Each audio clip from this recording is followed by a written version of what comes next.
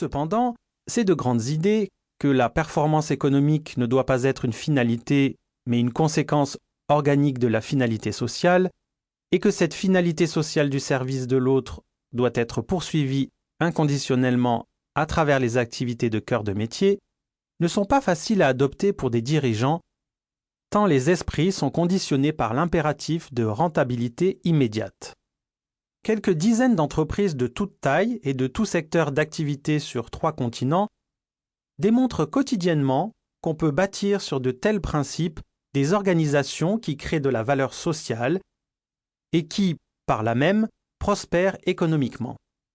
L'étude que nous avons faite de ces entreprises altruistes nous ont permis d'extraire des enseignements communs à leurs divers chemins de transformation, enseignements qui peuvent vous inspirer pour vous engager dans votre propre chemin.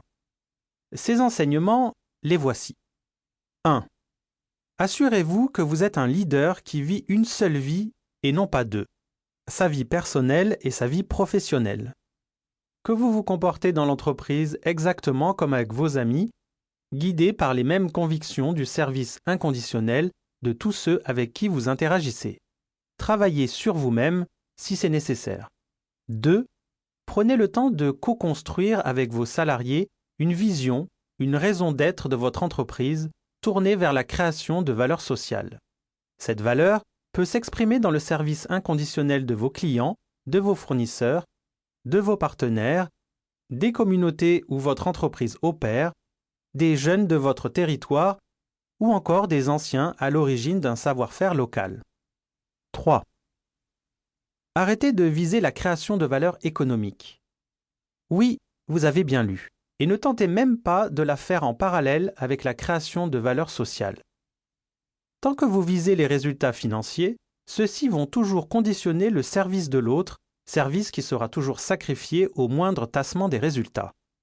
À chaque baisse de résultats, dit Odd Reitan, PDG du grand distributeur norvégien Reitan, revenez encore plus fort vers vos valeurs.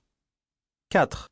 Transformez avec les salariés les pratiques organisationnelles et, plus important encore, les activités de cœur de métier de votre entreprise pour qu'elles puissent servir l'autre inconditionnellement. Le mode de fonctionnement de votre entreprise doit être structurellement conçu pour la création de valeur sociale et non pas pour créer de la valeur économique. Avec le temps, cependant, et parfois rapidement, cette dernière sera au rendez-vous sans que vous ayez besoin de la rechercher. Découvrons à présent ces entreprises très différentes qui redéfinissent l'essence même de l'entreprise capitaliste. 1. S'enrichir en donnant tout. Créer de la valeur sociale, une finalité, pas une contrainte. L'utopie et la vérité de demain. Victor Hugo. Lors d'une interview donnée en 1990, un journaliste anglais a demandé à Peter Drucker de lui dire quel pourrait être le titre d'un ouvrage définitif sur l'entreprise. Le plus grand penseur du management au XXe siècle a fait cette réponse. Comment devenir millionnaire et aller tout de même au paradis? Nous n'avons pas cherché à écrire cet ouvrage ultime. Ce n'est pas tant que nous ignorions le paradis ou le million. C'est que nous ne nous satisfaisons pas du quand même. Le mot-clé de notre ouvrage est plutôt « grâce à ». Et si nous devions paraphraser le titre de Drucker, cela donnerait quelque chose comme ceci. Comment devenir millionnaire grâce à des actions qui mènent à un monde meilleur. En d'autres termes, notre thèse est que l'entreprise peut être une formidable force de progrès social et, grâce à cela, formidablement réussir. Or, comment une entreprise peut-elle se mettre au service de la société alors qu'elle est structurellement au service de son propre intérêt économique? Cette question n'est pas récente. Entre l'apparition au début du XIXe siècle de l'entreprise industrielle moderne et le début du XXIe siècle, le niveau de vie moyen des pays industrialisés a été multiplié par 20. Mais nous savons aussi que ce progrès social a été accompagné par de multiples souffrances humaines. À l'aube de la révolution industrielle au Royaume-Uni, seuls des marginaux et des paysans ruinés ou expropriés rejoignaient les usines tant les conditions de travail étaient dégradantes. Aujourd'hui, dans les pays développés, ces conditions se sont largement améliorées, bien qu'il reste encore de nombreuses activités pénibles physiquement. La souffrance la plus répandue a changé de registre. elle est devenue non plus physique, mais psychologique, que ce soit du fait du stress au travail ou encore de la démotivation due au manque de contrôle que les salariés ont sur leurs tâches. Cette souffrance psychologique n'est pourtant pas une fatalité. Des centaines d'entreprises, dites libérées, ont démontré qu'il est possible de se transformer pour donner de la liberté et de la responsabilité d'action à tous les salariés, contribuant ainsi à leur bien-vivre. Toutefois, l'impact de l'entreprise sur ceux qui y travaillent, si important qu'il soit, ne constitue pas sa seule dimension sociale. À travers ses activités économiques, l'entreprise impacte également ses clients, ses fournisseurs, ses partenaires, les communautés où elle opère, les jeunes de son territoire, les anciens qui ont fondé le savoir-faire local, tous ces interlocuteurs externes faisant partie de la société au sens large. Historiquement, l'entreprise a eu une incidence positive sur la plupart d'entre eux.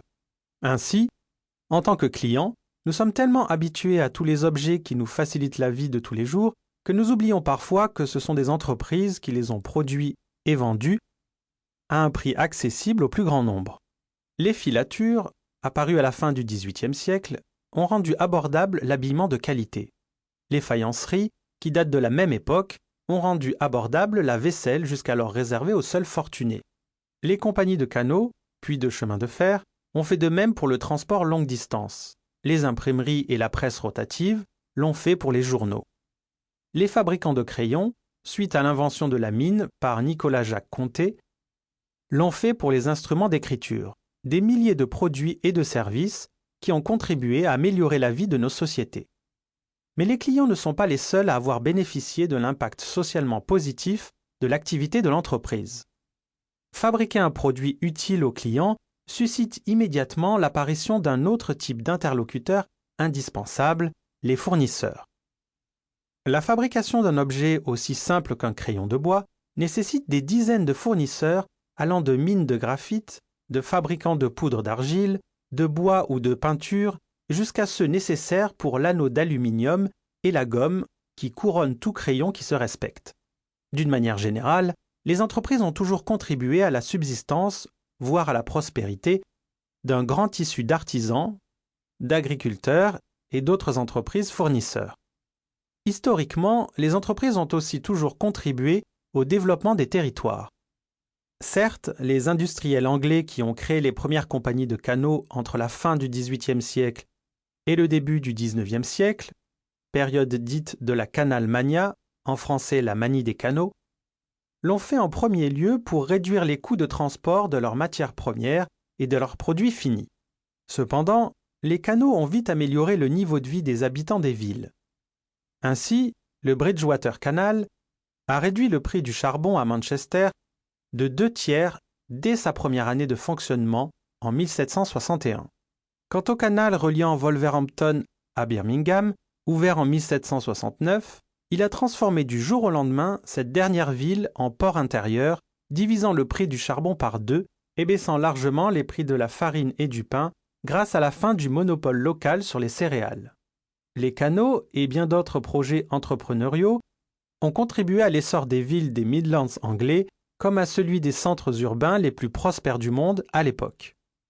Hélas, comme pour les salariés, les impacts positifs à l'extérieur de l'entreprise sont accompagnés, eux aussi, de nombreux revers de médaille.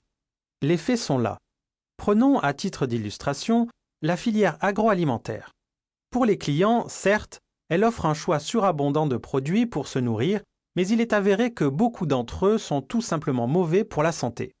En ce qui concerne les fournisseurs, les laiteries industrielles, par exemple, font vivre un grand nombre de producteurs laitiers, mais beaucoup d'entre eux sont au bord de la faillite.